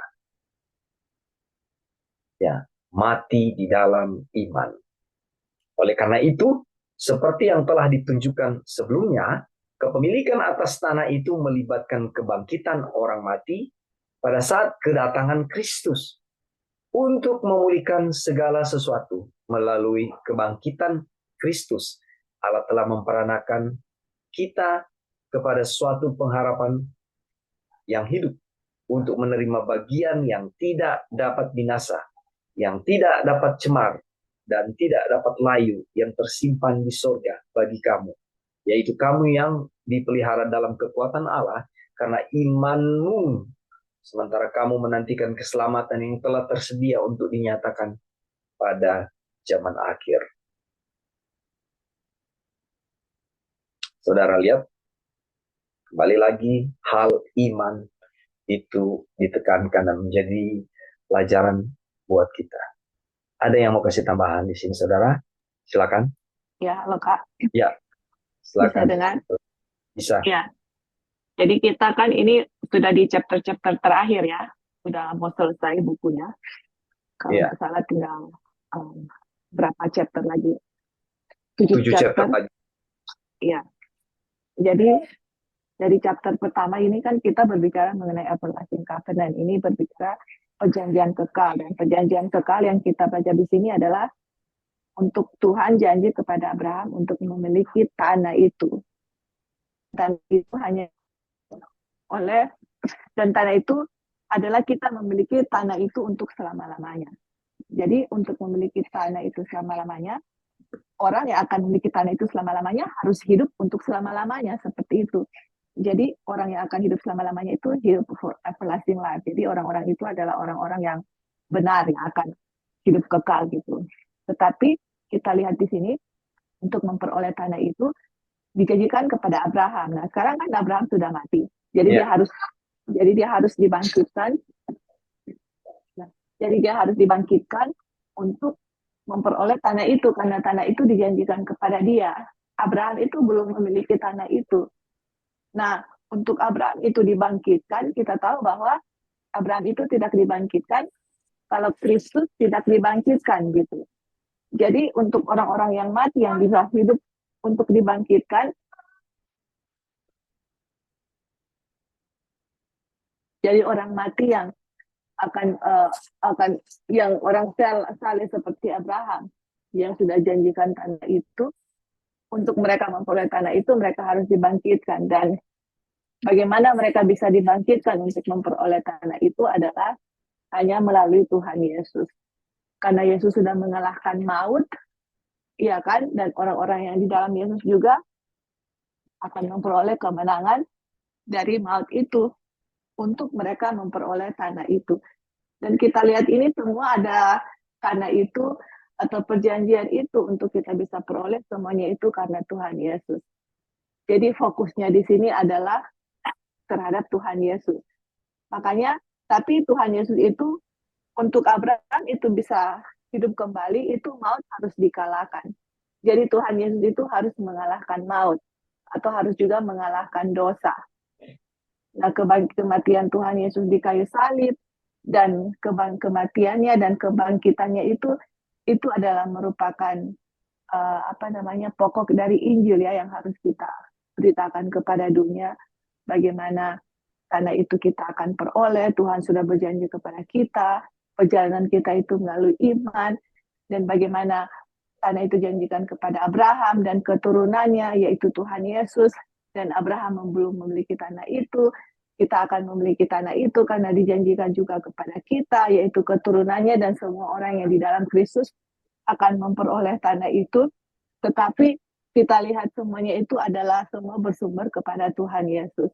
Dari buku perjanjian kekal ini atau Everlasting Covenant ini adalah semua bersumber atau berpusat kepada Tuhan Yesus, di mana kita harus mempercayai akan kuasa Tuhan, sama seperti bangsa Israel dalam perjalanannya mempercayai akan kuasa Tuhan dan berjalan melalui iman. Dan kita sudah lihat ya prinsip-prinsip tadi yang sudah dijabarkan dan pelajaran-pelajaran sebelumnya, bagaimana untuk bisa memasuki tanah Kanaan itu, dan bagaimana kita bisa terus merenungkan akan kasih Kristus, kuasa Kristus, ya kan, kuasa Kristus yang menuntun bangsa Israel masuk ke tanah Kanaan, itu kita harus renungkan dan ingat, dan itu juga harus menjadi milik kita, karena perjalanan bangsa Israel itu adalah contoh untuk kita itu di akhir zaman. Dan bagaimana kita harus berpusat kepada Kristus, bahwa kita nggak bisa memperoleh tanah itu kalau Kristus tidak dibangkitkan gitu. Karena itu kita punya harapan satu-satunya, yaitu Kristus dibangkitkan, kita juga akan dibangkitkan kalau kita diizinkan mati. Dan dosa itu dikalahkan. Jadi teman-teman, Injil itu semua berpusat kepada Kristus ya, tidak ada yang lain gitu. Karena pengharapan kita satu-satunya adalah pengharapan di dalam Tuhan Yesus. Oke, mungkin itu Kak tambahannya. Thank you. Baik, terima kasih tambahan Sister Joy. Injil berfokus kepada Kristus ya. Dan coba lihat dari pembahasan kepada pembahasan setiap waktu, kita akan, kalau diperhatikan, kita tidak bisa lari dari bagaimana kematian Kristus di kayu salib. Itu adalah merupakan satu solusi yang Tuhan berikan, pengorbanannya, kematiannya, itu merupakan satu jaminan kepada kita di mana kita boleh memiliki kehidupan yang kekal. Puji Tuhan. Oke, masih ada teman yang lain, saudara?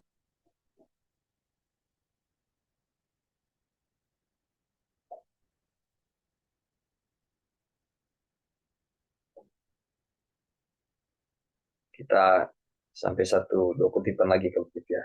Ya, ini ada 1-2 kutipan. Baik, kalau belum kita lanjut. Sebuah kerajaan di seluruh dunia. Tetapi kepemilikan atas tanah Kanaan tidak lain berarti kepemilikan atas seluruh dunia. Seperti yang kita pelajari dengan membandingkan Kejadian 17, Kejadian 17 ayat 7, 8, dan 11, dan Roma 4 ayat 1-13. Jadi sunat adalah meterai dari perjanjian yang memberikan tanah Kanaan kepada Abraham dan keturunannya sebagai milik kekal. Tetapi sunat pada saat yang sama adalah tanda atau meterai kebenaran oleh iman. Dan bukan karena hukum Taurat telah diberikan janji kepada Abraham dan keturunannya bahwa ia akan memiliki dunia, tetapi karena kebenaran berdasarkan iman. Dengan kata lain, apa yang memeteraikan hak Abraham untuk memiliki tanah Kanaan adalah meterai bagi seluruh dunia. Lanjut. Ketika memberikan tanah Kanaan kepada Abraham dan keturunannya, Allah memberikan kepada mereka seluruh dunia. Tentu saja bukan dunia yang jahat ini, karena dunia ini akan berlalu. Dan Kristus telah menyerahkan dirinya bagi kita supaya ia dapat membebaskan kita dari dunia ini dan kebinasaannya. Tetapi sesuai dengan janjinya, kita menantikan langit yang baru dan bumi yang baru, ayat 13. Bukan kepemilikan sementara atas beberapa ribu mil persegi tanah yang tercemar oleh kutuk yang dijanjikan Allah kepada Abraham dan keturunannya, tetapi kepemilikan kekal atas seluruh bumi yang terbebas dari setiap sisa kutuk. Janji itu pasti bagi semua keturunan hanya melalui iman kepada Kristus. Ya, ingat, janji itu pasti bagi semua keturunan hanya melalui iman kepada Kristus. Kristus adalah benih dan kita adalah ahli waris melalui Dia. Ia tidak dapat memberikan kepada kita apa yang tidak dimilikinya sendiri. Dan ia tidak pernah memiliki apapun di bumi ini. Dunia yang akan datang ditaklukkan kepadanya dan itulah yang Dia berikan kepada kita. Kemenangan, saudara-saudara. Jadi kita lihat ya, kembali lagi di atas ini, dia tekankan bagaimana iman. Jadi bukan karena hukum Taurat telah diberikan janji kepada Abraham dan keturunannya bahwa ia akan memiliki dunia, tetapi karena kebenaran berdasarkan iman. Ya, itu yang dikutipkan di atas. Lalu di sini dia bilang juga,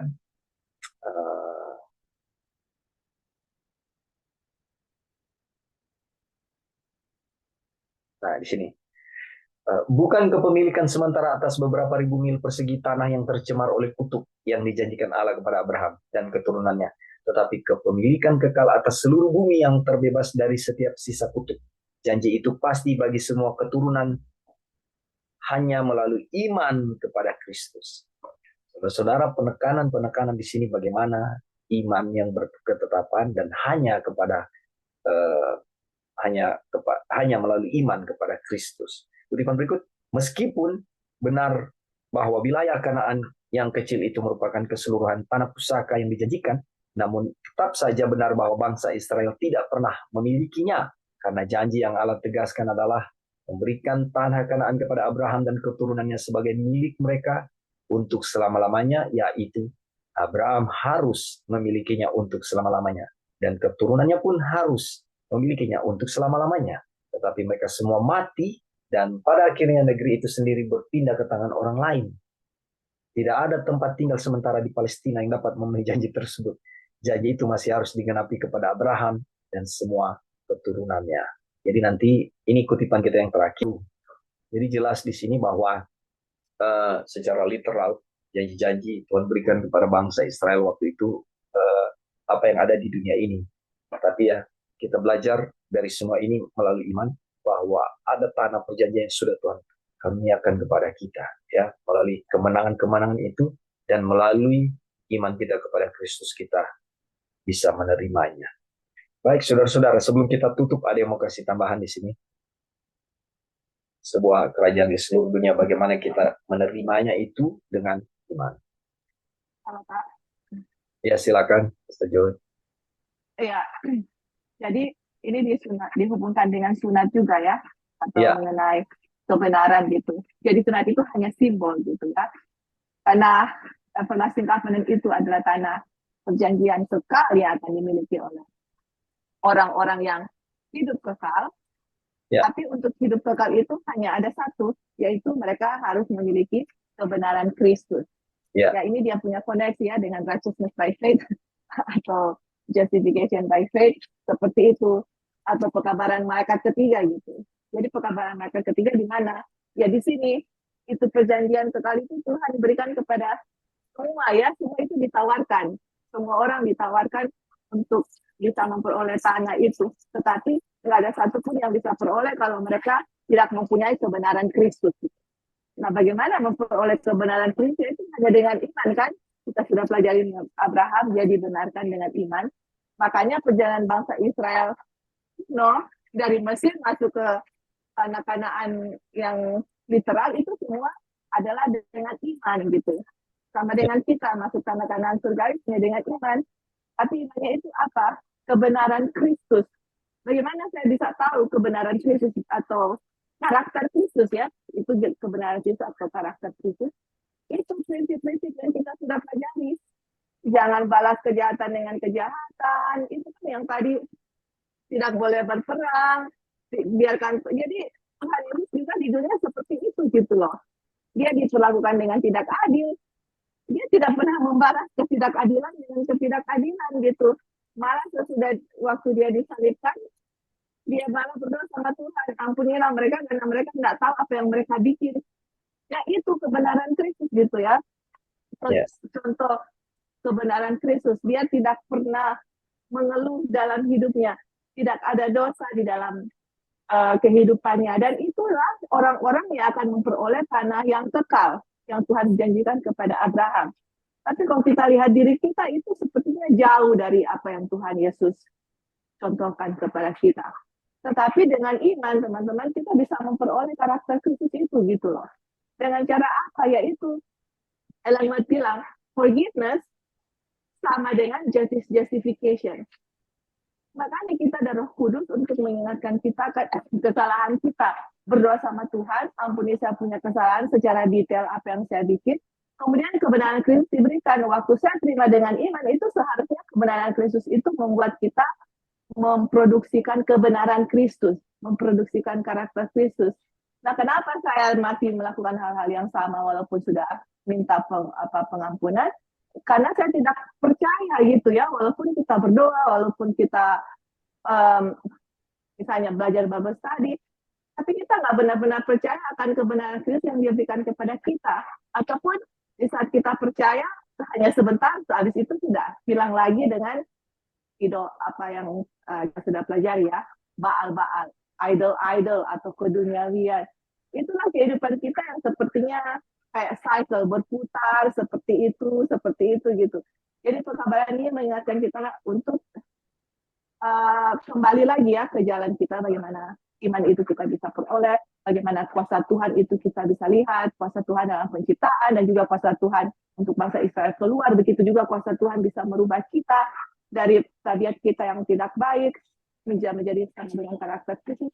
Itu yang kita renungkan, kita harus percaya, kita harus terima dan pertahankan gitu. Karena kita menerimanya satu hari, mungkin 1 hari, 2-3 jam, wah, habis itu hilang lagi. Sepertinya cepat gitu lah, karena kehidupan kita itu banyak sekali distraction di mana-mana, kita pergi apa semua, banyak sekali yang akhirnya fokus kita hilang kepada Kristus. Tapi ini diingatkan kembali kepada kita untuk saya juga pribadi bahwa perjalanan kita teman-teman sudah mau selesai, kita sudah mau di ujung, kita seperti bangsa Israel melewati Yeriko, Sungai Yordan ini. Jadi sangat memerlukan iman yang besar, yang mana kita harus exercise iman kita untuk benar-benar percaya kepada Tuhan, bergantung kepada Tuhan, memperoleh kebenaran Kristus, supaya apa yang Tuhan janjikan kepada Abraham, kalau kita percaya dan kita juga dalam Kristus, itu juga akan menjadi milik kita. Oke, thank you Kak, itu aja. Baik, puji Tuhan, Sister Joy, terima kasih untuk tambahannya, mengingatkan kita juga, dan biarlah ini ya dengan pertolongan Tuhan, kita akan terus ada di jalan Tuhan, dan konteks yang Tuhan berikan kepada kita menjadi bagian kita setiap hari.